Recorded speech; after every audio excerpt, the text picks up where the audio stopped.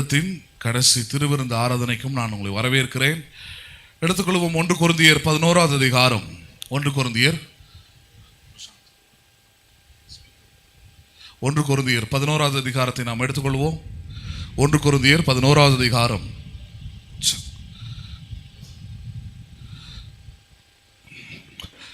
1 கொரிந்தியர் 11வது அதிகாரம் 23 முதல் 32வது வசனம் வரைக்கும் நாம் பார்ப்போம். 1 கொரிந்தியர் 11வது அதிகாரம் 23 முதல் 32 வரைக்கும்.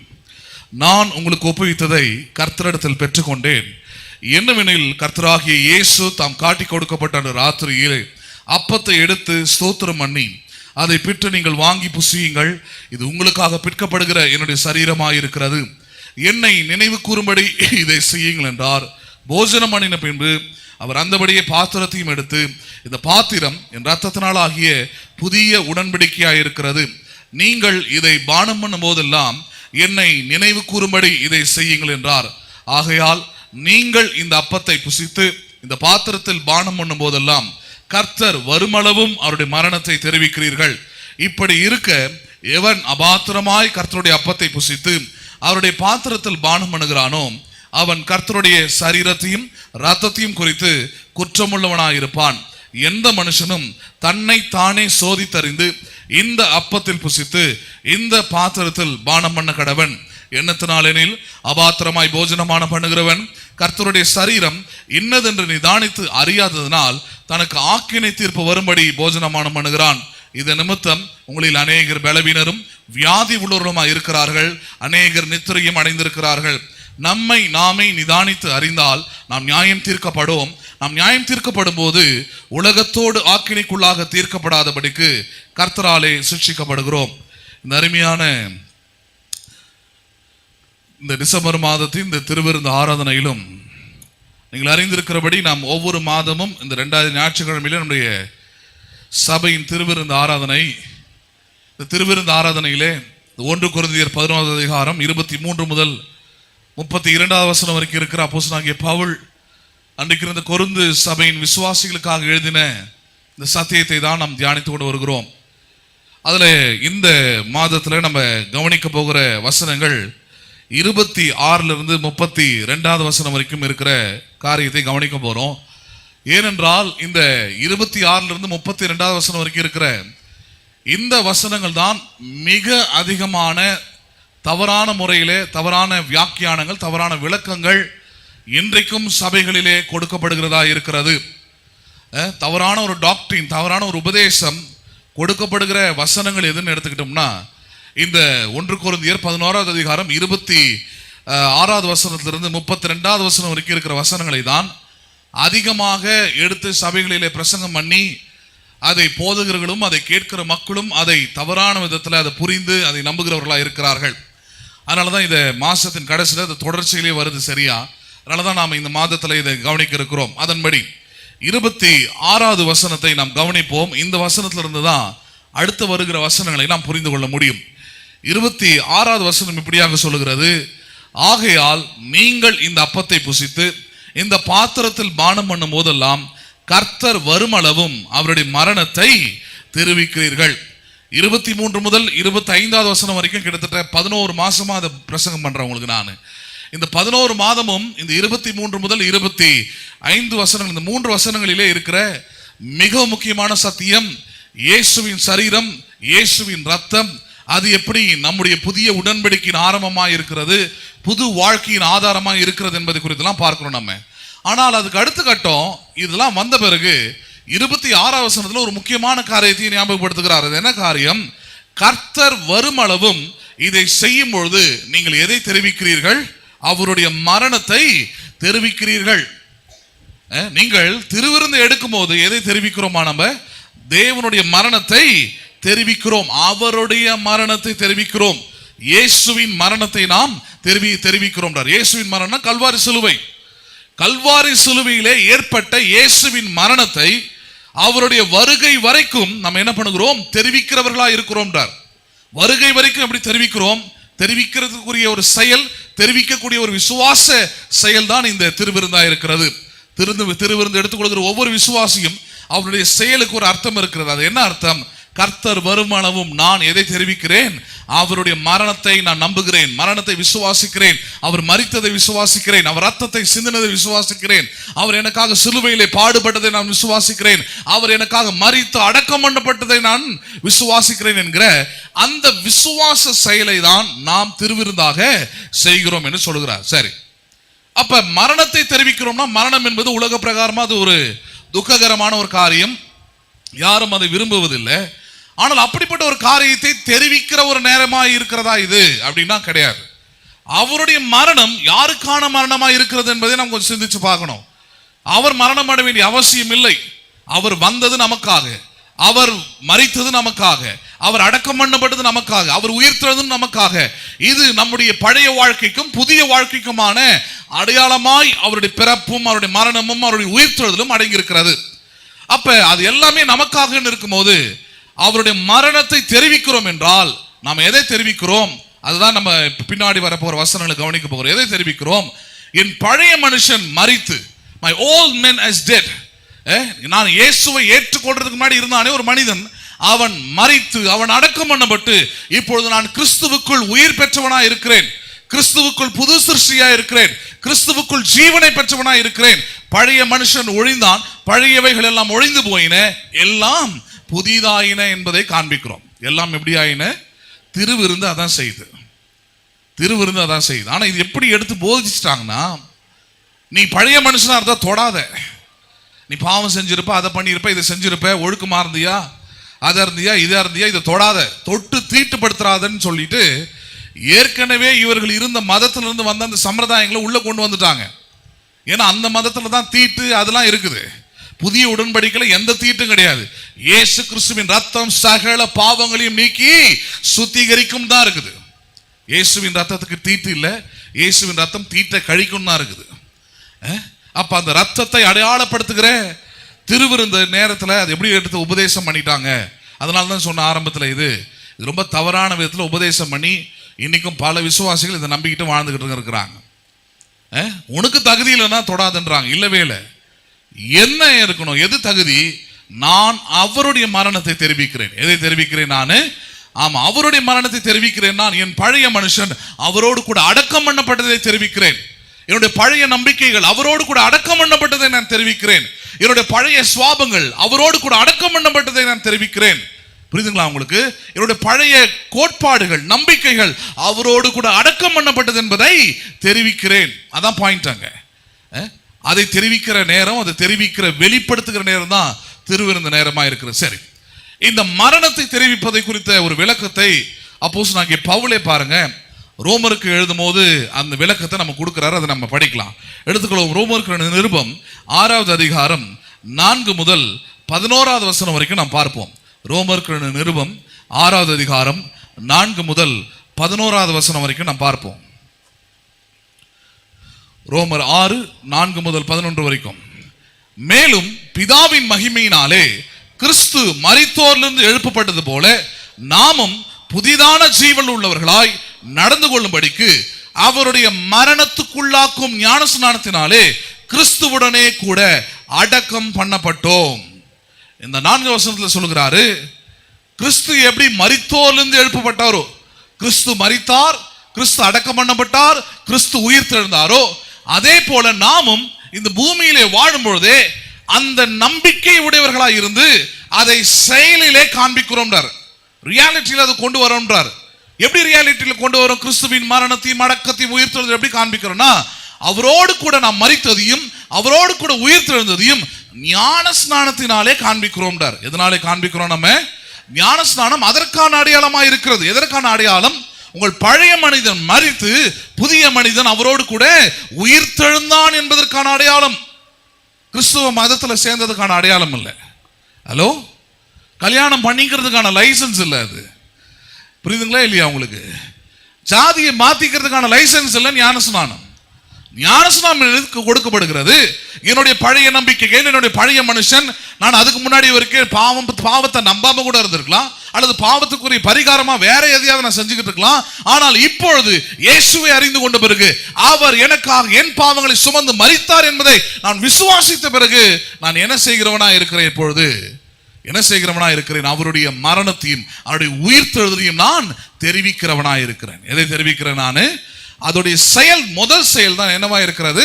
ஞான ஸ்நானம். ஒரு விசுவாசியோட முதல் செயல் அதுவா இருக்குது. இயேசுவை நம்பிட்ட பிறகு முதல்ல அவன் செய்யக்கூடிய செயல் அதுவா இருக்குது. அது செஞ்சிடறான். அவரோடு கூட நான் மரித்து அவரோடு கூட நான் உயிரோடும் எழுந்திருக்கிறேன் என்கிற அந்த ஞான ஸ்நான செயலை அவன் செய்கிறான். ஒன்று.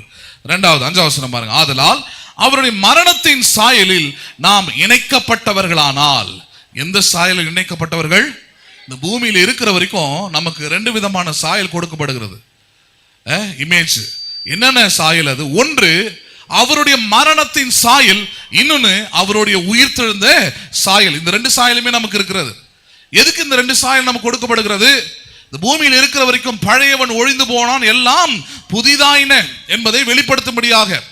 நீங்க ஞானஸ்நானம் எடுத்த உடனே உங்க முகம் மாறுகிறது இல்லை, உங்களுடைய பிசிக்கல் அப்பீரியன்ஸ் எதுவுமே மாறதில்லை, உங்களுடைய வெளி தோற்றம் எதுவுமே மாறுவதில்லை.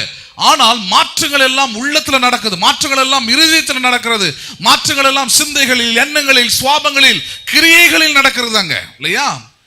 பிசிக்கலா எந்த சேஞ்சஸும் இல்லைங்க. ஆனால் அது பிசிக்கலா ஏன் சேஞ்சஸ் இல்லை? அது காண்பிக்கிறது நான் அவருடைய மரணத்தின் சாயலில் இணைக்கப்பட்டிருக்கிறேன்.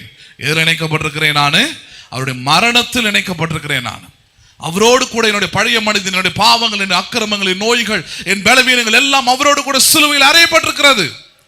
சொல்லிட்டு அப்புறம் சொல்றாரு பாருங்க, இணைக்கப்பட்டவர்களானால் அவர் உயிர்த்தெழுதலின் சாயலிலும் என்ன பண்ணப்பட்டிருப்போம்? நாம் இணைக்கப்பட்டிருப்போம். எந்த சாயலில் இணைக்கப்பட்டிருப்போம்? நீங்கள் கிறிஸ்துவின் மரணத்தின் சாயலில் இணைந்தவர்களானால் ஒரு பெரிய உறுதி உங்களுக்கு கொடுக்கப்படுகிறது. உயிர்த்தெழுதல் நிச்சயம் உங்களுக்கு உண்டு. எது நிச்சயம் உங்களுக்கு உண்டு? நல்லா சொல்லுங்களேன். உயிர்த்தெழுதல் என்பது பூமியில் இருக்கும்போதே புது சிருஷ்டியாய் மாறுவது, கிறிஸ்துவின் சிந்தை உங்களுக்கு உண்டாவது, கிறிஸ்துவின் சுவாபம் உங்களுக்குள்ளே உண்டாவது, கிறிஸ்துவன் என்பதற்குரிய அடையாளங்கள் உங்களுக்குள்ளே உண்டாவது. அதுக்கப்புறம் தான் 2வது சரீரம் மரணம் அடைகிறது, சரீரமும் கிறிஸ்துவோடு கூட அது உயிர்த்தெழுகிறது என்பது 2வது. ஆனால் இங்கே நடக்கிற காரியம், பழையவைகள் எல்லாம் ஒழிந்து போயின, எல்லாம் புதிதாயின என்பதற்குரிய ஆரம்பம் நான் கிறிஸ்துவோடு கூட சிலுவையில் அறையப்பட்டிருக்கிறேன், அவரோடு கூட மரணத்தின் சாயலில் இணைந்திருக்கிறேன். அதனாலதான் சொல்றாரு அவருடைய மரணத்தை தெரிவிக்கிறோம். எதை தெரிவிக்கிறோம்? ஒவ்வொரு திருவிருந்து ஆராதனை அதை தெரிவிக்கிறது. அதுதான் தகுதி உள்ளவனாய் மாற்றுகிறது. என்னுடைய பழைய மனுஷன் அவன் மரித்து போய், ஏன்னா பழைய மனுஷனுக்கு தேவனிடத்தில் வருவதற்கு எந்த தகுதியும் கிடையாது. ஆனால் புது மனுஷனுக்கு எல்லா தகுதியும் இருக்குது. ஏன்னா புது மனுஷனை மாற்றி இருக்கிறது அவருடைய கிருபை, அவருடைய ரத்தம். அதனால எல்லா தகுதியும் அங்கே உண்டாயிருக்கிறது. அதனாலதான் சொல்றார், பழைய மனுஷன் அவன் மரித்திருக்கிறான், அந்த மரணத்தின் சாயலில் நம்ம இணைக்கப்பட்டிருக்கிறோம். அந்த மரணத்தின் சாயல் இணைக்கப்பட்டிருக்கிற அதிக உறுதியான இன்னொன்று இருக்குது. அது என்னது? அவருடைய உயிர்த்தெழுதலின் சாயலிலும் இணைக்கப்பட்டிருக்கிறார். எதில் இணைக்கப்பட்டிருப்பீங்க? நிறைய பேர் மரணத்தை நம்ப மாட்டீங்க. இயேசுவின் மரணத்தை பெருசாக எடுத்துக்க மாட்டீங்க. இயேசுவின் மரணத்தின் சாயலை நான் வெளிப்படுத்துகிறேன் என்பதை ஒருவேளை நீங்கள் அறியாமல் இருக்கலாம். ஆனால் ஒன்று, இயேசுவோடு கூட மரணம் அடைந்தேன் என்பதை நீங்கள் வெளிப்படுத்தவும், விசுவாசிக்கும், நம்பவும் வேண்டும். If anyone sees your life and asks how your life has changed, யாராவது பார்த்து எப்படிங்க உங்க வாழ்க்கை மாறிச்சுன்னு கேட்டா, அது என்னங்க பண்றது, அனுபவத்தில் மாறிடுச்சு, காலம் அப்படி மாத்திருச்சுன்னு சொல்லக்கூடாது. அது உங்களுடைய நம்பிக்கை இல்லை. எது உங்களுடைய நம்பிக்கையா இருக்கிறது? கிறிஸ்துவுடனே கூட நான் சிலுவையில் அறையப்பட்டேன், பழையவைகள் எல்லாம் அப்படி ஒழிந்து போயின, எல்லாம் இப்பொழுது புதிதாக இருக்கிறது.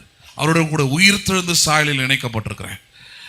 6வது வசனம், நாம் இப்பொழுது பாவத்துக்கு ஊழியம் செய்யாதபடிக்கு பாவ சரீரம் ஒழிந்து போகும் பொருட்டாக நம்முடைய பழைய மனுஷன் அவரோடு கூட சிலுவையில் அறையப்பட்டது என்று அறிந்திருக்கிறோம். மரித்தவன் பாவத்துக்கு நீங்கி விடுதலை ஆக்கப்பட்டிருக்கிறானே. எதற்கு நீங்கி விடுதலை ஆக்கப்பட்டிருக்கிறானே? பாவத்துக்கு. ஏன் நான் மரித்தவன் என்று நான் எண்ண வேண்டும்? கிறிஸ்துவோடு கூட நான் மரித்தவன், என் பழைய மனுஷன் மரித்தவன் என்பதை எண்ணும் பொழுது என்ன நடக்குது? நான் பாவத்துக்கு நீங்கி விடுதலை ஆக்கப்படுகிறேன். எதற்கு நீங்கி விடுதலை ஆக்கப்படுகிறேன்? நான் பாவத்துக்கு செத்து நான் விடுதலையாக்க. பாவம் செய்யும்படியாக என்னை எதுவும் ஃபோர்ஸ் பண்ண முடியாது. நானா செஞ்சாதான் உண்டு, நீங்களா செஞ்சாதான் உண்டு. ஆனா பழைய வாழ்க்கை அப்படி இல்லை. It will force you to do. என்ன அறியாமையே வந்துருச்சுன்னுவீங்க, எனக்கு தெரியாமையே நடக்குதுன்னுவீங்க. அது பழைய மனுஷன் பேசலாம், புது மனுஷன் அப்படி பேசவே முடியாது. புது மனுஷனுக்குள்ள ஆவியானவர் இருக்கிறார். he has a controlling power. அந்த கண்ட்ரோலிங் பவர் எப்படி வருதுன்னா, நீங்க அதை விசுவாசிக்கணும். என் பழைய மனுஷன் செத்து அவரோடு கூட நான் என்ன பண்ணியிருக்கிறேன், இப்போ பாவத்துக்கு நீங்களாக்கி விடுதலை ஆக்கப்பட்டிருக்கிறேன். எதற்கு நீங்கி இருக்கிறேன்? நான் பாவத்திலிருந்து என்னை நீக்கி இருக்கிறார். மரித்துட்டேன் பாவத்துக்கு, நான் பாவத்துக்கு செத்துட்டேன். பாவத்துக்கு செத்த பிறகு செத்ததுக்கு எப்படி எந்த உணர்வும் உணர்ச்சியும் செயலும் எதுவுமே இருக்காதோ, அதே போல பாவமும் என்னை ஆள முடியாது, பாவமும் எனக்குள்ளே நிரந்தரமாய் கிரியை செய்யவே முடியாது. It will be dead in condition, அவ்வளோதான். அது செத்த நிலையிலே இருக்கும், அது ஒழிந்து போகிற நிலையிலே இருக்கும், அது அழிந்து போகிற நிலையிலே இருக்குமே தவிர பாவத்திலே வளருவது, பாவத்திலே ஊறுவது, பாவத்திலே இருப்பது அப்படி வாய்ப்புக்கே அவசியமே இல்லை. அதனால சொல்றாரு, பாவத்துக்கு நீங்கி விடுதலையாக்கப்பட்டிருக்கிறானே, ஆகையால் கிறிஸ்துவுடனே கூட மரித்தோமானால். யாருடனே கூட மரித்தோமானால்? அந்த மரணம் என்பது அதுதான். பாருங்க, உங்களுடைய பாவம், உங்க சாபம்லாம் ஒரு தலைமுறையா வரணும்னு நம்ப கூடாது. உங்க தாத்தாக்கு அந்த சாபம் இருந்திருக்கலாம், உங்க அப்பாவுக்கு அந்த சாபம் இருந்திருக்கலாம், ஆனால் கிறிஸ்துவை ஏற்றுக்கொண்ட உங்களுக்கு அந்த சாபம் இல்லை. இதுக்கப்புறமா வரப்போகிற உங்கள் சந்ததிக்கு அந்த பாவமும் சாபமும் அக்கிரமமும் நோயும் அது இல்லை. அதை நீங்க நம்பணும். அதை புரியுதுங்களா? நீங்க விசுவாசித்தால் தெய்வ மகிமையை காண்பாயின் இருக்குது. அப்ப விசுவாசிக்கணும். அது எதை விசுவாசிக்க போறீங்க? இதுதான் விசுவாசிக்கணும். நான் பழைய மனுஷன், நாங்கள் அறியப்பட்டுட்டான், முடிஞ்சு போச்சு. இப்ப என்ன இருக்கிறது? ஆகியால் கிறிஸ்துவுடனே கூட நாம் மரித்தோமானால் அவருடனே கூட நாம் என்ன பண்ணி இருக்கிறோம்? இப்பொழுது பிழைத்தும் இருக்கிறோம் என்று நம்புகிறோம். என்று என்ன பண்ணுகிறோம்? அந்த நம்பிக்கை ரொம்ப முக்கியமானது கிறிஸ்தவர்கள், இல்லையா? பிலீஃப். என்ன நம்பிக்கை உங்களுக்கு இருக்குது? எந்த நம்பிக்கையோடு வந்து திருவிருந்து எடுக்கிறீங்க? எந்த நம்பிக்கையோடு நீங்கள் ஒவ்வொரு நாள் உலகத்தில் வாழறீங்கன்னா இந்த நம்பிக்கை தான். எந்த நம்பிக்கை அது? கிறிஸ்துவுடனே கூட நான் மரித்திருக்கிறபடினால் நான் அவருடனே கூட இப்பொழுது என்ன இருக்கிறேன்? பிழைத்தும் இருக்கிறேன். அவருடனே கூட என்ன இருக்கிறேன்? இப்பொழுது நான் இப்பொழுது பிழைத்திருப்பது, வாழ்வது, ஜெயிப்பது, முன்னேறுவது, சமாதானத்தை பெற்றிருப்பது, உயர்வை பெற்றிருப்பது, ஆசீர்வதிக்கப்பட்டிருப்பது கிறிஸ்துவுடனே கூட பிழைத்திருப்பதனால. யாருடனே கூட பிழைத்திருப்பதனால? கிறிஸ்துவுடனே கூட பிழைத்திருப்பதனால. அது சொல்றார், நம்புகிறோம். என்ன பண்ணுகிறோம்? நாங்கள் நம்புகிறோம். 9ஆம் வசனம், மரித்தோரிலிருந்து எழுந்த கிறிஸ்து இனி மரிப்பதில்லை என்று அறிந்திருக்கிறோம். மரணம் இனி அவரை ஆண்டு கொள்வதில்லை. அவர் மரித்தது பாவத்திற்கு என்று ஒரே தரம் மரித்தார். அவர் பிழைத்திருக்கிறது தேவனுக்கு என்று பிழைத்தும் இருக்கிறார். யாருக்கு என்று பிழைத்தும் இருக்கிறார்? அவர் யாரை சொல்றார்? நம்மளதான் சொல்றாரு. இப்பொழுது நீங்கள் பிழைத்திருக்கிறீர்கள். இப்பொழுது உங்களுக்கு புதிய வாழ்க்கை, புது நம்பிக்கை கொடுக்கப்பட்டிருக்கிறது. யாருக்காக பிழைத்திருக்கும்படியாக? தேவனுக்காக பிழைத்திருக்கும்படியாக, தேவனுடைய சித்தத்தை நீங்கள் செய்யும்படியாக, தேவனுடைய நோக்கத்தை நிறைவேற்றும்படியாக நீங்கள் கிறிஸ்துவுடனே கூட பிழைத்து இருக்கிறீர்கள். யாருடனே கூட பிழைத்திருக்கிறீர்கள்? 11ஆம் வசனம் பாருங்க. அப்படியே நீங்களும் உங்களை பாவத்திற்கு மரித்தவர்களாகவும். எதற்கு மரித்தவர்களாகவும்? பாவத்துக்கு மரித்தவர்களாகவும் நம்முடைய கர்த்தராகிய இயேசு கிறிஸ்துவுக்குள் தேவனுக்கு என்று பிழைத்தவர்களாகவும் என்ன பண்ணிக்கொள்ளுங்கள்? நீங்கள் எண்ணிக்கொள்ளுங்கள். என்ன பண்ணிக்கொள்ளுங்கள்? நீங்கள், நான் பாவத்திற்கு மரித்தவன், கிறிஸ்துவுக்கு என்று பிழைத்திருக்கிறவன் என்பதை என்ன பண்ணுங்கள்? நீங்கள் எண்ணிக்கொள்ளுங்கள். திருவிருந்து நேரத்தில் முக்கியமாக ஞாபகப்படணும். பாவத்திற்கு மரித்தவன், கிறிஸ்துவுக்குள் பிழைத்திருக்கிறேன். யாருக்குள் பிழைத்திருக்கிறேன்? நான் அவன் அலைவ் இன் கிரைஸ்ட். கிறிஸ்துவுக்குள் பிழைத்திருப்பதனால தான் தகுதி இருக்குது. பாவத்திற்குள்ள நான் மரித்தவன் என்பதை நம்புறதுனால தான் தகுதி இருக்குது. இந்த வாரம் ஃபுல்லா சரியா இருந்துட்டேன், பர்ஃபெக்டா இருந்துட்டேன், எந்த பிரச்சனையும் எனக்குள்ள இல்லை அப்படின்னு ஒரு மனுஷனும் இருக்க முடியாது. அப்படி ஒரு மனுஷன் இருக்கிறான்னா பைத்தியமா தான் இருப்பான். தன்னுடைய வாழ்க்கையை பற்றி புரியாதவனா இருக்கிறான். ஏதோ ஒரு மாயையை, ஏதோ ஒரு பொய்யை நம்பிக்கிட்டு இருக்கிறான். கிடையவே கிடையாது. வாழ்க்கை முழுதும் சாகிற வரைக்கும், வயதான காலத்தில் கூட, தள்ளாத வயதில் கூட நான் சொல்றேன், there will be some problem in you. உங்களுக்குள்ளே பெரிய குறைகள் இருக்கலாம். ஆண்டவருக்கு முன்னாடி பெர்ஃபெக்டா இருக்கவே எந்த காரியமும் இருக்க முடியாதுன்றதுனால தான் தேவன் தம்முடைய குமாரனை அனுப்பி அவருடைய நீதியை நமக்கு கொடுத்திருக்கிறார். அப்ப நான் பிழைத்திருப்பது, நான் வாழ்ந்திருப்பது கிறிஸ்துவுக்குள். யாருக்குள் வாழ்ந்திருக்கிறேன்? நான் கிறிஸ்துவுக்குள் வாழ்ந்திருக்கிறேன். 2 தீமோத்தேயு 2ஆம் அதிகாரம் 11ஆம் வசனத்தை நாம் பார்ப்போம். 2 தீமோத்தேயு 2ஆம் அதிகாரம் 11ஆம் வசனம் 11. இந்த வார்த்தை உண்மை உள்ளது என்னவெனில், நாம் அவரோடு கூட மரித்தோமானால் அவரோடு கூட எப்படி இருப்போம்? நாம பிழைத்தும் இருப்போம். நம்புறீங்களா? நீங்கள் கேட்ட இந்த வார்த்தை உண்மை உள்ள வார்த்தை. என்ன வார்த்தை? நீங்கள் அவரோடு கூட மரித்தவர்களாக இருந்தால் அடுத்த ஒரு நிச்சயம் இருக்குது, அவரோடு கூட நீங்கள் பிழைத்தும் இருக்கிறீர்கள். பிழைக்கிற கிறிஸ்தவன் யார்? பிழைக்கிறவனா வாழ்கிறவன், வெற்றி பெறுகிறவன், ஆசீர்வதிக்கப்படுகிறவன். Who is that Christian? நான் அவரோடு கூட மரித்திருக்கிறேன். என் பழைய மனுஷன், என் பாவ மனுஷன், என் அக்கிரமம் செய்த மனுஷன், மீறி நடந்த மனுஷன் அவரோடு கூட மரித்தான், அடக்கம் பண்ணப்பட்டான். இப்பொழுது ஜீவிப்பது, இப்போது வாழ்வது கிறிஸ்துவுக்குள் வாழ்கிறேன், அவரால் பிழைத்தும் இருக்கிறேன். அவருக்குள்ள மரித்திருக்கிறேன். நான் இப்போது பிழைத்திருக்கிறது அவரால் தான். ஆனா பிரச்சனை இங்க நிறைய நேரத்தில் என்ன, இதை மறந்துட்டாங்க. இந்த ஒரு வசனத்தை பெருசா எடுத்துக்காம அடுத்த வசனம் நம்ம படிக்க போறோம். அது 1 கொரிந்தியர்ல அங்க என்ன சொல்லப்படுகிறதுனா, தண்டனைகள் சொல்லப்படுகிறது, பனிஷ்மெண்ட்ஸ் உலகத்தில் எப்படிலாம் இருக்குதுன்னு சொல்லப்படுகிறது. அதை எப்படி எடுத்து கன்வே பண்ணிட்டாங்கன்னா, நீ தப்பா இதை எடுத்தினா, அதாவது நீ தவறு செஞ்சுட்டு பாவம் செஞ்சுட்டு நீ கம்யூனியனை எடுத்தினா உனக்கு மரணம் வரும், உனக்கு வியாதி வரும், உன் பிள்ளை செத்து போகும். இப்படியெல்லாம் எடுத்து போதிக்கிற ஆட்கள்லாம் இன்னைக்கு இருக்கிறாங்க. ஸ்டில் டுடே இன்னைக்கு இருக்கிறாங்க. என்னன்னா அவங்க ஒரு பெரிய போர்வைக்குள்ள மறைஞ்சிருக்கிறாங்க. அதனால அவங்க சொல்வதெல்லாம் உண்மையை போலவே இருக்கும். ஆனா இந்த வசனத்தை புரிஞ்சுக்கிட்டீங்கன்னா அடுத்த வசனம் நல்லா புரியும். அடுத்த வசனம் ஏன் அப்படி சொல்லுதுன்றது நல்லா தெரிய ஆரம்பிக்கும். சரி, அடுத்த வசனங்கள் என்ன சொல்ல ஆரம்பிக்குது? 1 கொரிந்தியர் 11:27 இருந்து பாருங்க. 1 கொரிந்தியர் 11வது அதிகாரம் 27வது வசனத்தை பாருங்க. இப்படி இருக்க எவன் அபாத்திரமாய் கர்த்தருடைய அப்பத்தை புசித்து அவருடைய பாத்திரத்தில் பானம் பண்ணுகிறானோ அவன் கர்த்தருடைய சரீரத்தையும் ரத்தத்தையும் குறித்து எப்படிப்பட்டவனா இருக்கிறான்? அவன் குற்றமுள்ளவனா இருக்கிறான். எப்படிப்பட்டவனா இருக்கிறான்? இதை தான் அதிகமாக கம்யூனியன்ல எடுத்து சொல்லி பேசி ஒரு பெரிய கும்பலை வெளியே அமைச்சிருவாங்க. அபாத்திரமா எடுக்கிறவன் எப்படிப்பட்டவன்? குற்றவாளி அப்படின்றாங்க. அந்த அபாத்திரவான்ற வார்த்தைக்கு பின்னாடி மிகப்பெரிய விளக்கம் இருக்குது. அபாத்திரவான்னா என்ன? நீங்க மத்தேயு 10வது அதிகாரம் போய் படிச்சு பாருங்க. இயேசு கிறிஸ்து சீஷர்களை இஸ்ரவேல் ஜனங்களுக்குள்ளே சுவிசேஷத்தை அறிவிக்கும்படி, ராஜ்யத்தின் சுவிசேஷத்தை அறிவிக்கும்படி அனுப்புறாரு. அனுப்பும் போது சொல்றாரு, எவனாகிலும் உங்களையும் நீங்கள் கொண்டு வந்திருக்கிற என்னுடைய வார்த்தைகளையும் ஏற்றுக்கொள்ளவில்லை என்றால் அந்த வீட்டை அபாத்திரமா எண்ணி தூசியை உதறுவது போல உதறிவிட்டு கிளம்புங்கன்றார். எப்படி கிளம்புங்க? நீங்க உங்களையும் நீங்கள் கொண்டு வந்த வார்த்தையும் உதாசீனப்படுத்தினா, ஏற்றுக்கொள்ளல அப்படின்னா தூசியை உதறுவது போல உதறி போடுங்கன்றாங்க. அந்த அபாத்திரம் எதை சொல்றாங்க? தேவனுடைய வார்த்தையை எடுத்துக்கொள்ளாதவன் அவனை எப்படிப்பட்டவனா இருக்கிறானாங்க? அபாத்திரவான். எது எடுத்துக்கொள்ளாதவன்? அப்ப இங்க பாயிண்ட் என்ன? இவ்வளோ நேரம் சொல்லிக்கிட்டு இருந்தார் பாருங்க. 23 இருந்து 26 வரைக்கும் சொல்லிக்கிட்டு இருந்தார் பாருங்க. இது அவருடைய சரீரம், இது அவருடைய ரத்தம், இதுல புதிய உடன்படிக்கை உண்டாயிருக்கிறது, நாம் அவரோடு கூட மரித்திருக்கிறோம், அவருடைய மரணத்தை தெரிவிக்கிறோம்னு சொல்றாரு பாருங்க. இந்த வார்த்தைகளை எவன் எடுத்துக்கொள்ளாமல் இருக்கிறானோ அவன் கம்யூனியன் எடுத்தாலும் குற்றவாளியாக தான் இருக்கிறான். யாராகவே தான் இருக்கிறான். ஏன்னா அவனுக்குள்ள விசுவாசம் இல்லை. இயேசுவின் ரத்தம் சகல பாவங்களை நீக்கி சுத்திகரிக்கும் நம்புறது இல்லாம, இது ஏதோ ஒரு இதுக்குள்ள ஏதோ ஒரு வல்லமை இருக்கும், இதுக்குள்ள ஏதோ ஒரு பக்தி இருக்கும், ஏதோ கிறிஸ்தவன் ஆயிட்டேன் நான், எல்லாரும் எடுக்கும் போது நான் எடுக்கலன்னா பாவியா என்ன ஜனங்க பார்ப்பாங்கன்ற எண்ணத்துக்காக எடுக்கிறானே தவிர அவனுக்குள்ள இதுக்கு முன்னாடி சொல்லப்பட்ட அந்த சத்தியத்தை குறித்த நம்பிக்கை இல்லை, தேவனுடைய வசனத்தை குறித்த நம்பிக்கை இல்லை. அதில் அபாத்திரமா இருக்கிறான். எதில் அபாத்திரம்? இயேசுவின் ரத்தத்தை நம்புவதில் அபாத்திரமா இருக்கிறான். இயேசுவின் சரீரத்தை நம்புவதில் அபாத்திரமா இருக்கிறான். இயேசுவோடு கூட நான் சிலுவையில் அடிக்கப்பட்டேன், மரணம் அடைந்தேன், அவருடைய மரணத்தை தெரிவிக்கிறேன், இதை ஏற்றுக்கொள்வதில் அபாத்திரமா இருக்கிறான்.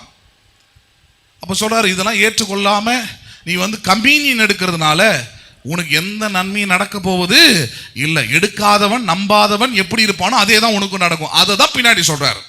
ஆனா இவங்க எப்படி எடுத்து போதிக்கிறாங்க? திருச்சி போதிச்சுட்டாங்கன்னா, நீ தப்பு செஞ்சுட்டு பாவம் செஞ்சுட்டு நீ தொட்ட செத்த அப்படின்ட்டாங்க. தொட்ட என்ன ஆச்சு? நிறைய இது மாதிரி எக்ஸ்ட்ரா நிறைய பிட்டு நிறைய போட்டு வச்சிருக்கிறாங்க. கம்யூனியன்ல இது பெரிய பிட்டு, இது மாதிரி நிறைய பிட்ஸ் இருக்குது. ஞானஸ்நானத்தில் பார்த்தீங்கன்னா அதில் ஒரு பெரிய பிட்டு ஒருத்தர் போட்டுக்கிட்டு இருக்கிறாரு. ஒரு நாள் கேட்டேன் நான், என்ன பெரிய விஷயம், என்ன சொல்லிக்கிட்டு இருக்கிறாரு?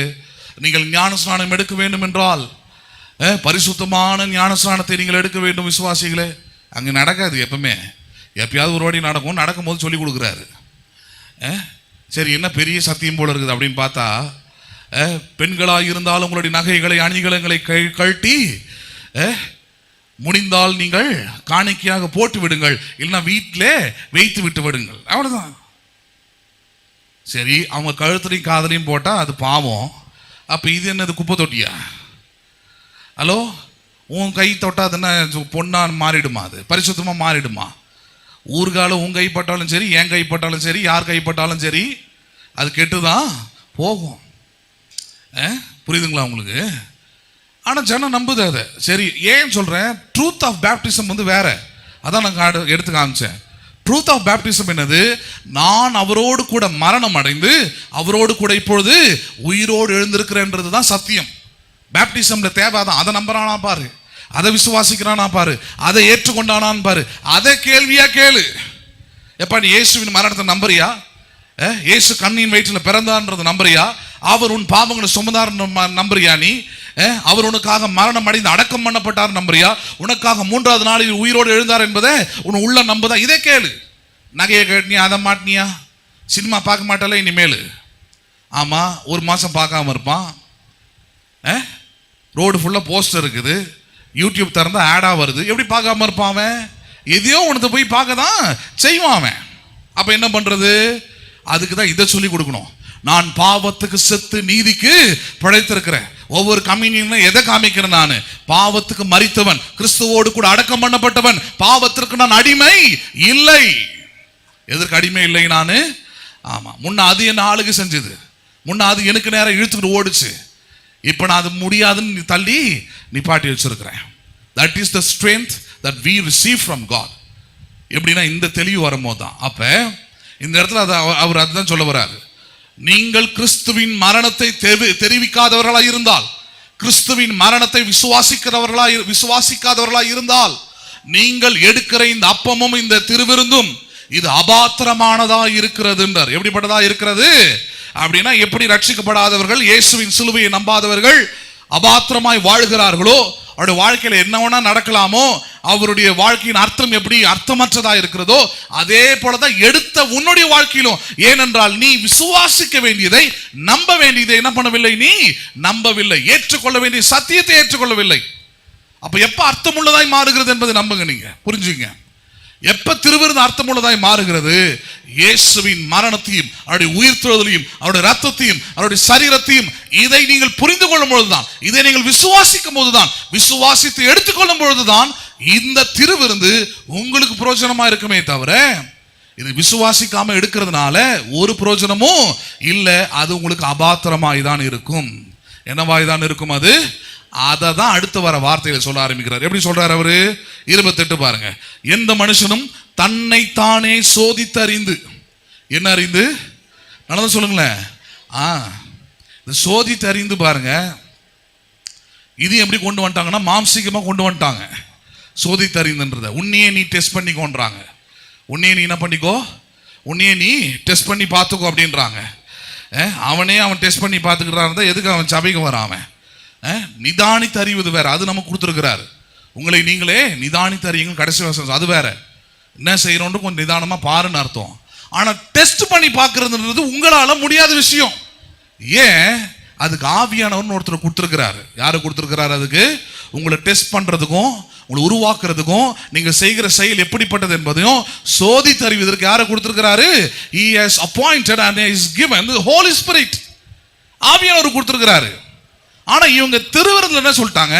நீ கம்யூனியன் கப்ல கை வைக்கிறதுக்கு முன்னாடி உன்னை நீயே சோதிச்சு டெஸ்ட் பண்ணி பார்த்துக்கோ. என்ன டெஸ்ட்? தகுதி இருக்குதா இல்லையா? பொய் பேசாம இருந்தியா இல்லையா? பைபிள் படிச்சியா இல்லையா? முட்டி போட்டியா இல்லையா? முட்டி தேஞ்சுதா இல்லையா? சுவிசேஷம் சொன்னியா இல்லையா?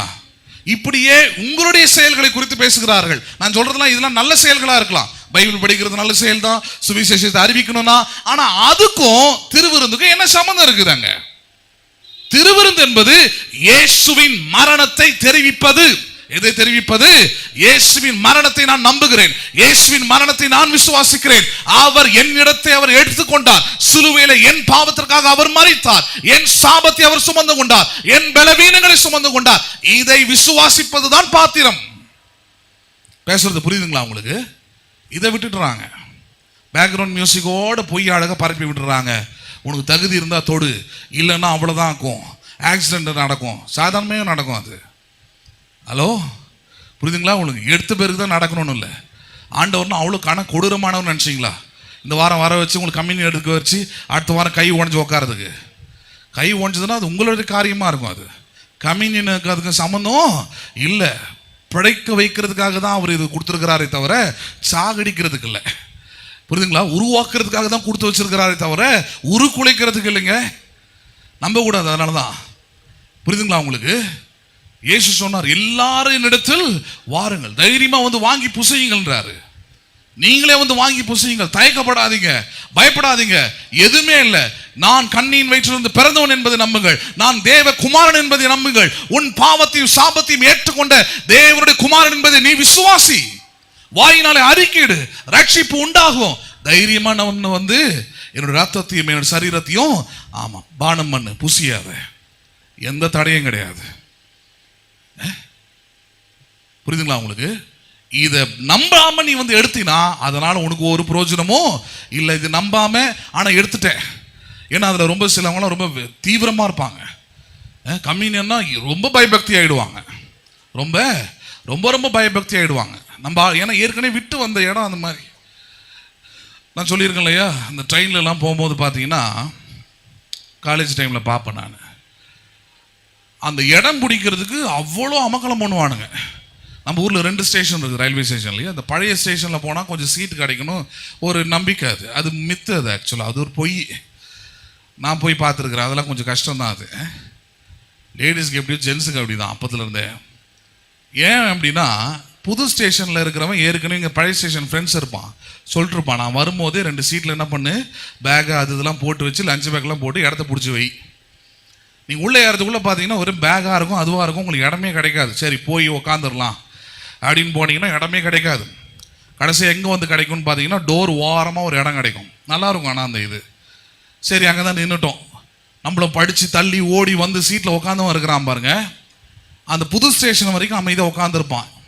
அந்த புது ஸ்டேஷன் வந்தவுடனே அடுத்தது பாருங்கள், இந்த இந்த ஃபாஸ்ட் ட்ரெயின்லாம் பார்த்தீங்கன்னா ஒரு 4-5 ஸ்டேஷன் தள்ளி தான் போய் நிற்கும். ஒரு 1/2 மணி நேரம் 3/4 மணி நேரம் தள்ளி தான் போய் நிற்கும் பாருங்கள். நடுவில் எங்கேயும் ட்ரெயின் நிற்காதுன்னு தெரியும். எல்லாம் நிற்கிறவன், கீழே உட்காரவன், சீட்டில் உட்காரவன் செட்டில் ஆகிட்ட பிறகு நம்மால் பொறுமையாக சீட்டில் இருந்து எழுந்து வருவான். எழுந்து வந்து சீட்டு கிடைக்காம வயிற்றுச்சில் இந்த கது ஓரமாக நிற்கிறோம் பார்த்தீங்களா, நம்மளை தள்ள சொல்லுவான் உள்ள. எதுக்கியா குதிக்க போறியா, என்ன பண்ண போறேன்னா அங்கே நின்றுப்பான். நின்றுட்டு இந்த ட்ரெயினில் இருந்து பார்க்கும்போது பார்த்தீங்கன்னா இந்த காஞ்சிபுரத்தில் இருக்கிற கோயில் இருக்கிற எல்லா கோபுரமும் தெரியும். மேக்சிமம் கோயில் கோபுரங்கள் எல்லாமே அந்த அந்த ரோல போகிற எல்லாமே தெரியும். எல்லாத்துக்கும் செருப்பு அவுத்து விட்டு பெரிய கும்பிடு போட்டுன்னு வருவான். சீட் அங்கே காலியாக இருக்கு, போய் உட்காரவும் முடியாது. ஏன்னா வந்து சண்டை போடுவான், நான் தானே பிடிச்சேன் சீட்டை,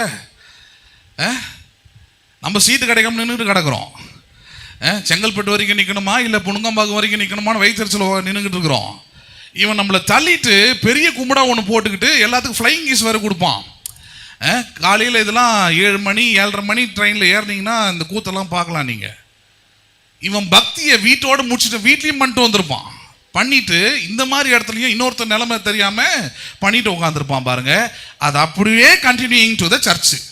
அது அப்படியே சர்ச்சுக்குள்ள அந்த ஆத்துமா உள்ளே வந்த பிறகுன்னு ஆயிடுச்சு. கம்யூனியனை திருவிருந்து அதே பக்தியோடு தான் பார்க்குது. பெரிய கும்பிடு, அதுக்கு பெரிய கும்பிடு, பெரிய கண்ணில் ஒத்திக்கிறது, பெரிய ஒரு பக்திக்குரிய காரியம். இதை சாப்பிட்டோம்னா எல்லாம் சரியாயிடும்னு நினைக்கிறான். லேகியமா அது நான் கேட்குறேன், நினைக்கிறாங்க அந்த மாதிரி எல்லாம் சரியாயிடும். அப்போ இயேசுவின் ரத்தம், சிந்தப்பட்ட ரத்தம் ஒன்றும் செய்யாது. அவர் மரணம் அடைந்ததுன்ற அந்த சத்தியம் ஒன்றும் செய்யாது. இதில் இருக்குள்ள இருக்கிற தம்மா துண்டு ஒரு அப்பமோ ஒரு திராட்சை ரசமோ ஒரு பெரிய அற்புதத்தை நடப்பிக்கணும்னு நினைக்கிற இந்த புத்தி இருக்குது பாருங்க. இந்த புத்தி எங்கிருந்து வந்துச்சு? அந்த பழைய இதுல இருந்து வந்த புத்தி. இது நினைவு கூறுகிற நேரமே தவிர வல்லமையை கொண்டாந்து இதுக்குள்ள ஒன்று என்ன பண்ணல அவரு இயேசு கிறிஸ்துவ அதுக்குள்ள இல்லை. அதை ஏன் கனம் பண்றோம், அதை ஏன் மரியாதைக்குரியதா பார்க்கணும்னா இது அவரை நினைவு கூறுவதா இருக்கிறது. யாரை நினைவு கூறுவதா இருக்குது? அவ்வளவுதானே தவிர மற்றதெல்லாம் உங்களுக்குள்ள இருக்குது, உங்களுடைய விசுவாசத்தில் இருக்கிறது, உங்களுடைய நம்பிக்கையில் இருக்கிறது. உங்களுக்குள்ள இந்த இயேசு கிறிஸ்துவின் மரணத்தை குறித்தும் உயிர்த்தெழுதலை குறித்தும் நம்பிக்கை இல்லை, விசுவாசம் இல்லை, ஆழ்ந்த சத்தியம் தெரியல. ஆனா திருவிருந்து மட்டும் எடுத்துப்பீங்க, அது ஒரு பக்திக்குரிய காரியமா நினைச்சீங்கன்னா நீங்கள் செய்வது அபாத்திரமான செயல். எப்படிப்பட்ட செயல் அது? கிறிஸ்துவின் மரணத்தை விசுவாசிக்காமல், கிறிஸ்துவின் ரத்தத்தை விசுவாசிக்காமல், கிறிஸ்துவின் உயிர்த்தெழுதலை விசுவாசிக்காமல் நீங்கள் வெறும் இந்த திருவிருந்து எடுக்கிறதன் மூலமாகவே எல்லாம் சரியாயிடும், எல்லாம் என்ன பண்ணிடும், எனக்கு சரியாயிடும் நினைச்சீங்கன்னா அதுதான் அபாத்திரம். அப்படி அபாத்திரமா எடுக்கிறவனுடைய நிலை என்ன? அடுத்த ஒரு வசனத்துல அவர் சொல்றாரு, என்னது 28ல, எந்த மனுஷனும் தன்னை தானே சோதித்தறிந்து இந்த அப்பத்தில் புசித்து இந்த பாத்திரத்தில் பானம் பண்ண கடவன். எதை சோதிக்க சொல்றாரு? நான் விசுவாசிக்கிறேனா இயேசுவின் சரீரத்தை, இயேசுவின் மரணத்தை, இயேசுவின் உயிர்த்தெழுதலை, இயேசுவின் ரத்தத்தை, அவரோடு கூட மரணம் அடைந்திருக்கிறேன்றதை என் உள்ள விசுவாசிக்குதா? என் பழைய மனிதன் அவரோடு கூட அறையப்பட்டான் என்பதை விசுவாசிக்குதா?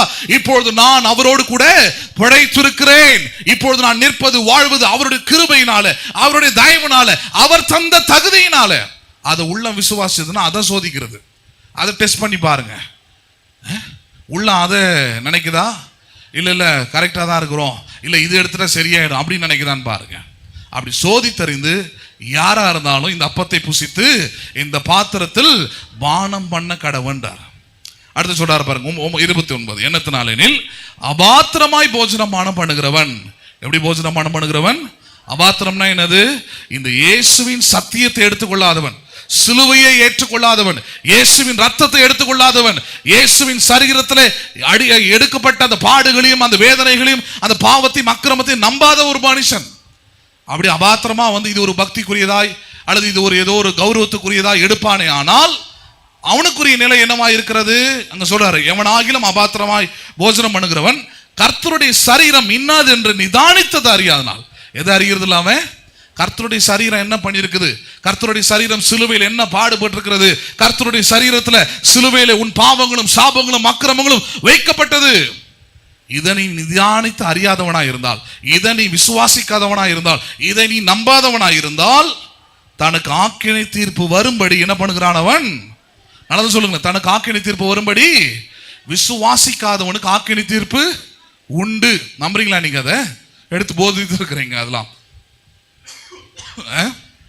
இது ஞாயிற்றுக்கிழமை காலையில் ஒரு மாதத்துக்கு முன்னாடி தான் எடுத்தேன் நான், இல்லையா? ஆதாமுக்கு எவளுக்கும் தண்டனை கொடுக்கப்பட்டது. ஆனால் நமக்கு ஏன் தண்டனை இன்னைக்கு இல்லை நம்புறோம்? கிறிஸ்து இயேசுக்கு உட்பட்டவர்களாக இருந்து தேவனுடைய நீதி, தேவனுடைய விசுவாசம் உள்ளவர்களாக இருந்தீங்கன்னா உங்களுக்கு நிச்சயமா என்ன கிடையாது? ஆக்கினை தீர்ப்பு இல்லை. ஏன்னா உங்க தண்டனை அவர் மேல வந்திருக்குதுன்றதை நீங்க நம்புறீங்க. உங்களுடைய விசுவாசம் உங்களை காப்பாற்றுகிறது.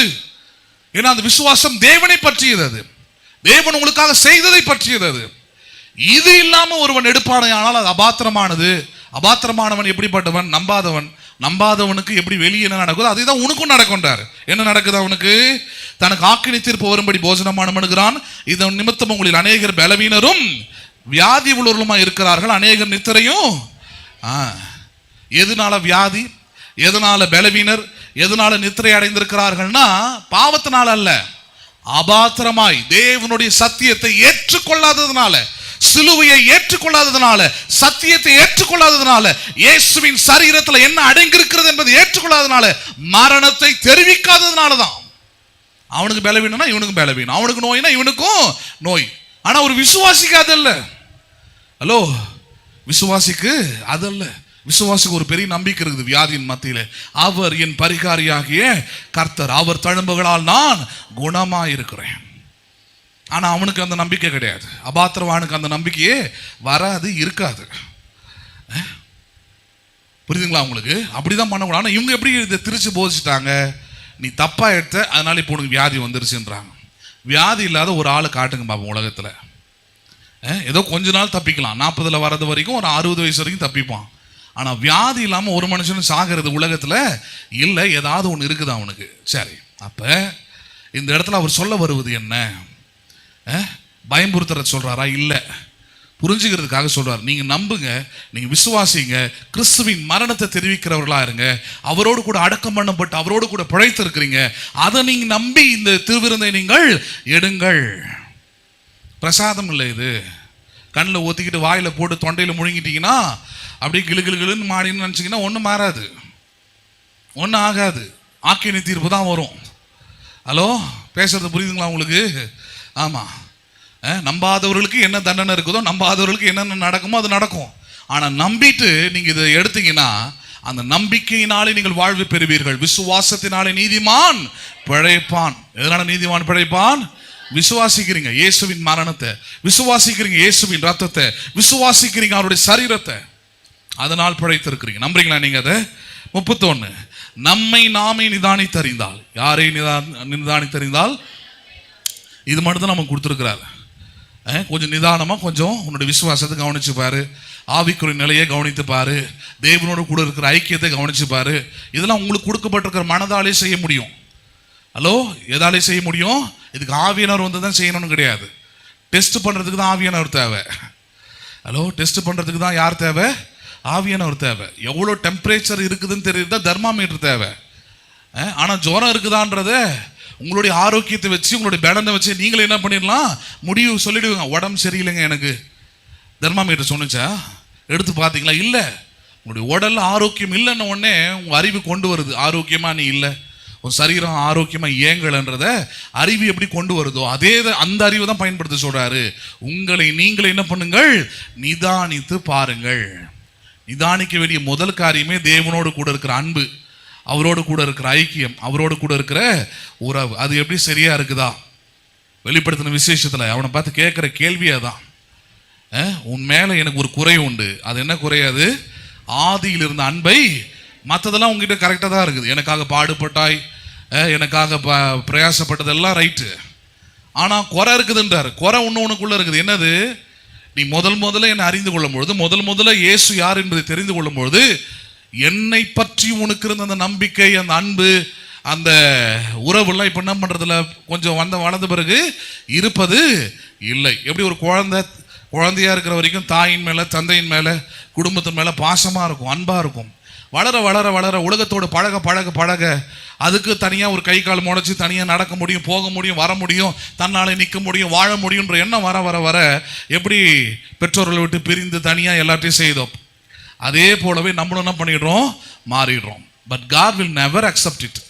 பிரச்சனைனா தேவன் அதை ஒருபோது அங்கீகரிப்பதே, பரவாயில்ல நீ எங்கே ஒன்று சுற்றி, நீ பரவாயில்ல உன் அன்புல நீ குறைவுள்ளவனா இரு, பரவாயில்ல உன் ஐக்கியத்தில் நீ குறைஞ்சிக்கோ, பரவாயில்ல என் அன்பு செலுத்தாமையே இரு. ஹலோ, அது ஒரு நாளும் தேவன் என்ன பண்றதில்ல, அதை அங்கீகரிப்பதே இல்லை. நம்புறீங்களா நீங்க? அதை ஒரு நாளும் அதை குறையாதான் பார்க்கிறார். ஆதியில் இருந்த அன்பை விட்டா என்று உன் பேரில் என்ன உண்டு, எனக்கு குறை உண்டுன்றத குறையாதான் பார்க்கிறார். அதை அப்ப அந்த குறையை நிறையாய் மாற்றுவதுக்கு தான் சொல்றாரு, உங்களை நீங்களே நிதானித்து பாருங்கள். திருவிருந்து அதை ஞாபகப்படுத்துறது. என்ன ஞாபகப்படுத்துது? உன் மீது அன்பு வச்சு, உன் மேல பெரிய இரக்கத்தை வச்சு, பெரும் எண்ணத்தோடு, ஒரு பெரிய மனசோடு உனக்காக பரலோகத்தை விட்டு பூலோகத்துக்கு வந்தேன், வந்து உனக்காக ஜீவனை கொடுத்த, ரத்தத்தை சிந்தனை, உன் பாவத்தை ஏற்றுக்கொண்ட, உன் சாபத்தை ஏற்றுக்கொண்ட, உன் வாழ்க்கையை அர்த்தமுள்ளதாய் மாற்றிருக்கிறேன், இம்மைக்கும் மறுமைக்குமான ஒரு வாழ்க்கையை கொடுத்துருக்கிறேன். இவ்வளவும் அன்புனால செஞ்சேன், இவ்வளவும் நீ தகுதி இல்லாதவனா இருக்கும் போது செஞ்சேன், அப்படிதான் உன்னை ரட்சித்தேன், அப்படிதான் உன்னை ஏற்றுக்கொண்டேன். ஆனால் அதுக்கப்புறம் கொஞ்சம் கொஞ்சமாக வளர்ச்சி வர வர வர என்ன ஆகுது, இப்பொழுது அந்த அன்பு குறைஞ்சிக்கிட்டே போகுது, பின் வாங்கிக்கிட்டே போகுது. பின் வாங்குறது பாருங்க, அது சரியான காரியமே கிடையாது. நீங்க பின் வாங்குறீங்கனாலே உங்களுக்கு இருக்கிற ஆசீர்வாதம், உங்களுக்கு வந்த ஐஸ்வர்யம், உங்களுக்கு இருக்கிற நன்மைகள் எல்லாத்துக்கும் பிரச்சனை தான். புரியுதுங்களா? ஆனால் அவரோடு கூட இருக்கிற ஐக்கியம், அவரோடு கூட இருக்கிற உறவு, நான் சொல்ற ஒரு மிகப்பெரிய பாதுகாப்பு, அது மிகப்பெரிய ஒரு ஆதரவு, மிகப்பெரிய ஒரு பராமரிப்பு அங்கே உண்டாயிருக்குது பாருங்க. அதுதான் கெட்ட குமாரனுடைய கதை. அப்பாவுடைய உறவிலிருந்து பிரிஞ்சு போயிட்டா என்ன ஆகும்? வாழ்க்கை ஒன்றும் ஆகாது. அதுக்கு ஒரு முடிவு உண்டு. என்ன முடிவு அது? இருக்கிறதுலே மோசமான நிலையில் நீ தள்ளப்படுவாய்ன்றதான். பரிதாபமான நிலையில் தள்ளப்படுவாய். உன்னை பார்க்கிறவர்கள் பரிதபிப்பார்கள். அந்த நிலைக்கு தள்ளப்படுவாய், உறவு கெட்டு போயிருச்சுன்னா. ஆனால் உறவுக்குள்ள வந்துட்டீங்கன்னா, உறவோடு இருந்துட்டீங்கன்னா, அது என்றைக்குமே உன் வாழ்க்கையில மேன்மையாய் உயர்வாய் தான், அது அதிகாரம் உள்ளதாக தான் தேவன் வைப்பார். நம்புறீங்களா நீங்க அதை? அப்ப அதை தான் நிதானிச்சு பார்க்க சொல்றார்.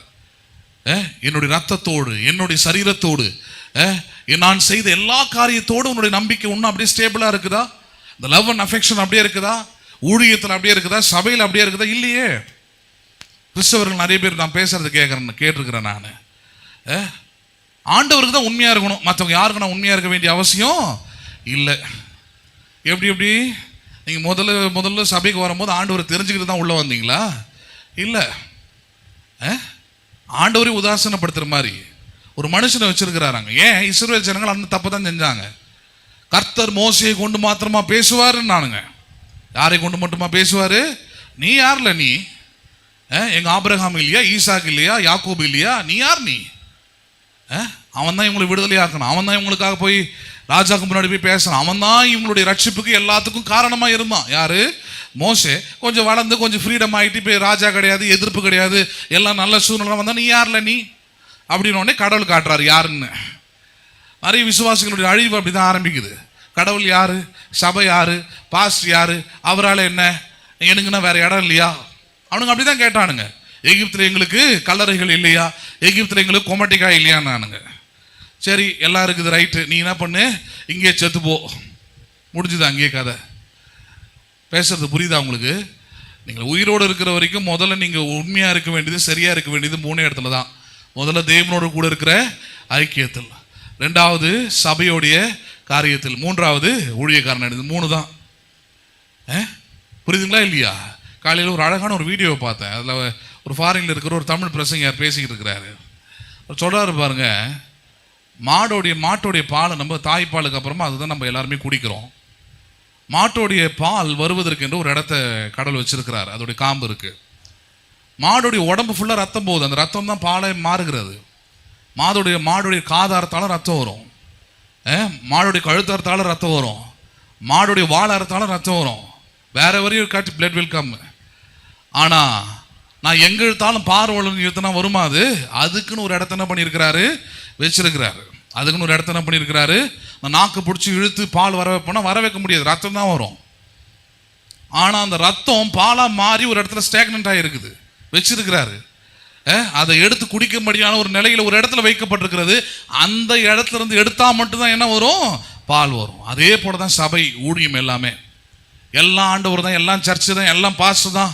எங்கே வேணா போவேன், எப்படி வேணா சுற்றுவேன், எப்படி வேணா இருப்பேன் அப்படின்னா காது பிடிச்சி இழுக்கிற மாதிரி, நாக்கு பிடிச்சி இழுக்கிற மாதிரி பால் வராது, ரத்தம் தான் வரும். என்ன தான் வரும்? ஆமாம். எங்கே வச்சிருக்கிறார், எங்கே வச்சிருக்கிறார்? தேவன் உங்களை என்ன தெரிந்து கொண்டார். எங்கே உங்கள் வேர் இருக்குது, அங்கிருந்து மட்டும்தான் உங்களுக்கு ஆசீர்வாதம் வரும், அங்கிருந்து மட்டும்தான் உங்களுக்கு நன்மை வரும். அதனால தான் சொல்கிறான், கர்த்தருடைய ஆலயத்தில் நாட்டப்பட்டவர்கள் செழித்திருப்பார்கள். யார் செழித்திருப்பார்கள்? அப்போ நீங்கள் தேவனுடைய அன்பில், தேவனுடைய உறவில், தேவனுடைய ஐக்கியத்தில் நாட்டப்பட்டவர்களாக அந்த உறவை நிதானிச்சு பாருங்க. அதான் சொல்றாரு இந்த இடத்துல. கம்யூனியன் அப்போ அதெல்லாம் தான் நினச்சி பார்க்கணும். இந்த சபைக்கு வந்திருக்கிறீங்க, இந்த ஊழியத்தில் இருக்கிறீங்க, முதலாவது தேவனோட கூட இருக்கிற ஐக்கியத்தில், சபையோடு கூட இருக்கிற ஐக்கியத்தில், ஊழியக்காரனோட ஐக்கியத்தில் சரியா இருக்கிறனா இதை நிதானிச்சு பார்த்துட்டு அதுக்கப்புறம் என்ன பண்ணுங்க, இந்த அப்பத்தையும் திராட்சை ரசத்தையும் பானம் பண்ணுங்க, நினைவு கூறுங்க. அர்த்தமுள்ளதாக இருக்கும். எப்படிப்பட்டதாக இருக்கும்? நீங்கள் எடுக்கிற கம்யூனியன் மீனிங்ஃபுல்லாக இருக்கும். அது இல்லைன்னா மீனிங்லெஸ் கம்யூனியனாக இருக்கும், அபாத்திரமான கம்யூனியனாக இருக்கும். அதனால எந்த பிரோஜனமும் உங்களுக்கு என்ன பண்ண போவதில்லை, இருக்க போறதில்லை. வெளியே இருக்கிற அதே பிரச்சனை தான் உள்ள இருக்கிற உங்களுக்கும் இருக்குவாங்க. அதனால தான் இப்படி சொல்லி முடிக்கிறார். எப்படி? இதன் 31, நம்மை நாமே நிதானித்தறிந்தால் நாம் நியாயம் தீர்க்கப்படும். நாம் நியாயம் தீர்க்கப்படும் போது உலகத்தோடு ஆக்கினிக்குள்ளாக தீர்க்கப்படாதபடிக்கு கர்த்தரால் என்ன பண்ணப்படுகிறோம், சிக்ஷிக்கப்படுகிறோம். யாரால சிக்ஷிக்கப்படுகிறோம்? சிக்ஷை என்பது தேவன் நம்மை வழி நடத்துகிற வழி. சரியில்லைன்னா உணர்த்துகிறார், சரியில்லைன்னா நம்மோடு பேசுகிறார், சரியில்லைன்னா எல்லா காரியமும் நடக்குது. அதனால தான் சம்டைம்ஸ் யூ ஃபீல் ஸ்ட்ரெஸ். நான் பார்த்துருக்கேன் நிறைய விசுவாசிகளை, சபைக்கு வரலன்னா அவ்வளோ அப்செட் ஆகிடுவாங்க, ஆராதனைக்கு வரலன்னா அவ்வளோ அப்செட் ஆகிடுவாங்க. சில வளராத ஆட்களும் இருப்பாங்க, இந்த பசங்களை மாதிரி. ஸ்கூல் லீவ் விட்டானுங்கன்னா துள்ளி குதிப்பானுங்க. துள்ளி என்ன பண்ணுவானுங்க, குதிக்கிறானுங்க, சந்தோஷப்படுறானுங்க. மழை வந்துருச்சா, லீவ் விட்டாங்களோ, ரொம்ப சந்தோஷம்ன்றான். நீ ஒன்றும் படிக்காம, ஒன்றுத்தையும் கற்றுக்கொள்ளாம, வாழ்க்கையில் எந்த அனுபவமும் இல்லாமல் வாழ்க்கையை நீ என்ன பண்ண முடியாது, வாழவே முடியாது. வாழ்க்கையோட பெரிய ஒரு ஆதாரத்தை இழந்து போயிடுற. அதே போல தான் விசுவாசிகளும். அப்போ அதனால தான் சொல்றாரு, உங்களை நீங்களே நிதானித்து பாருங்க, தேவன் உங்களுக்காக செய்ததை நினச்சி பாருங்க, அது உங்களுக்கு என்ன செய்திருக்கிறதுன்றதை பாருங்க. இந்த வருஷம் முழுக்க உங்களை பாதுகாத்து, உங்களை பராமரித்து, உங்களை உயிரோடு காத்து, உங்களை கொண்டு வந்து இங்கே நிறுத்திருக்கிறது. 12வது மாசத்துல வந்திருக்கிறீங்க. தேவனுடைய கிருபையே. யாருடைய கிருபையே? நான் ஊழியத்தை அப்படி தான் பார்க்குறேன். ஊழியத்தை நான் அப்படி தான் பார்க்குறேன். ஒரு 5 மாதத்துக்கு முன்னாடி நான் பெருசாக பார்க்குறது, நான் 5 மாதத்துக்கு முன்னாடி பார்த்தீங்கன்னா, இது வரைக்கும் நான் ஏற்கனவே சொல்லியிருக்கேன், நான் இது வரைக்கும் ஊழிய ஆரம்பித்து இந்த 10-12 வருஷம் என் தம்பியோட மரணத்துக்கு அப்புறம் நான் எந்த மரணத்தையும் பார்த்தது கிடையாது. அப்படி இருக்கும்போது 4-5 மாதத்துக்கு முன்னாடி இவங்க லக்ஷ்மி சிஸ்டர், பிரிஸ்லா சிஸ்டர், அவங்களுக்கு குறித்து வந்த தகவல்கள், அவங்களுக்கு குறித்து வந்த வார்த்தைகள் எல்லாமே அப்படி தான் இருந்தது. ஷீ இஸ் டெட், அவ்வளோதான், அப்படி தான் இருந்தது. அந்த டாக்டர்லாம் அப்படி தான் சொன்னார் என்கிட்ட. லைஃப் கேரில் முடிஞ்சிருச்சுங்க, 20% தான் இருக்கிறாரு. அவங்களோட சுற்றி இருக்கிற சொந்தக்காரங்களாம் என்கிட்ட பேசுனாங்க. என்னென்னலாம் பேசியிருக்கிறாங்க தெரியுமா? ஆனால் ஜீவனோடு உயிரோடு இந்த வருஷத்தோடைய கடைசி திருவிருந்து என்ன பண்றாங்க? அவங்க ஆரோக்கியத்தோடு எடுக்கிறாங்க. எப்படி எடுக்கிறாங்க? அவங்க ஆரோக்கியத்தோடு எடுக்கிறாங்க. யாருடைய கிருபையா அது? நல்லதுன்னு சொல்லுங்களேன். தேவனுடைய கிருபையே. ஊழியத்தில் அது பெருசாக பார்க்குறேன் அது. புரியுதுங்களா உங்களுக்கு? அது அப்போ அதுதான் பாயிண்ட், அங்கே அதுதான் வேலிடு. அப்போ திருவிருந்துன்றது என்னது? உங்களை நீங்களே நிதானித்து பாருங்க. தேவனோட கூட இருக்கிற ஐக்கியம், தேவனோட கூட இருக்கிற உறவு, அவருடைய மரணத்தை தெரிவிக்கிறது. அதனால வாழ்ந்திருக்கிறீங்க, அதனால பிழைத்திருக்கிறீங்க, அதனால உங்களுக்கு குடும்பம் பாதுகாக்கப்பட்டிருக்கிறது. ஊர் 1000 பேசுவான், உங்களுக்கு தான் அறிவு இருக்கணும், உங்களுக்கு தான் நம்பிக்கை இருக்கணும், உங்களுக்கு தான் விசுவாசம் இருக்கணும், உங்களுக்குள்ள தான் தேவன் யார் என்பதை நீங்கள் அறிந்திருக்கணும். நம்புறீங்களா? நீங்கள் அதை எல்லாரும் எழுந்து நிற்போம். முன்பதாக இருக்கிற திராட்சை ரசத்தையும் அப்பத்தையும் எடுத்துக்கொண்டு உங்கள் இடத்துல போய் நில்லுங்க. பின்பதாக நான் சொல்லும் பொழுது நம்ம அனைவரும் சேர்ந்து இந்த அப்பத்தையும் திராட்சை ரசத்தையும் நாம் புசிக்கலாம்.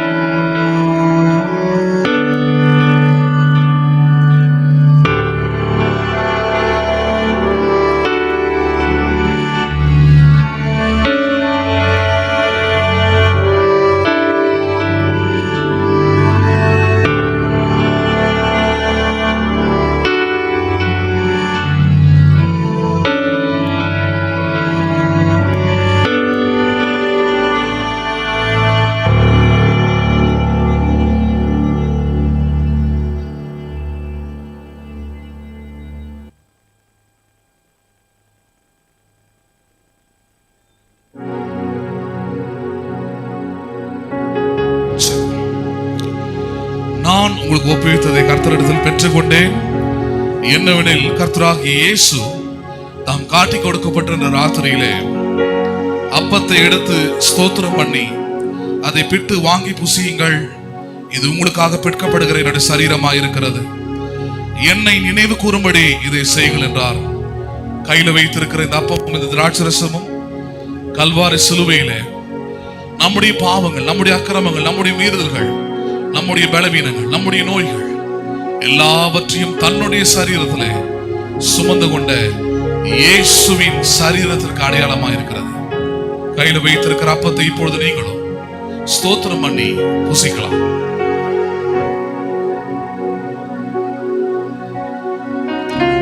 போஜனம் பண்ணின பின்பு அவர் அந்தபடியே பாத்திரத்தையும் எடுத்து, இந்த பாத்திரம் என் ரத்தத்தினாலாகிய புதிய உடன்படிக்கையா இருக்கிறது, நீங்கள் இதை பானம் பண்ணும் போதெல்லாம்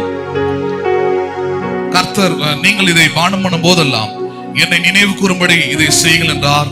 கையில வைத்திருக்கிற திராட்சை ரசத்தை இப்பொழுதும் நீங்கள் இதை பானம் பண்ணலாம்.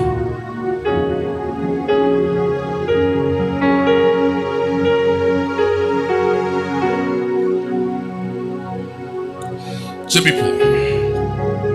ஸ்தோத்திரிக்கிறோம் ஆண்டவரே, நாங்களும் ஸ்தோத்திரிக்கிறோம், நாங்களும் ஸ்தோத்திரிக்கிறோம், ஸ்தோத்திரிக்கிறோம், ஸ்தோத்திரிக்கிறோம், ஸ்தோத்திரிக்கிறோம்.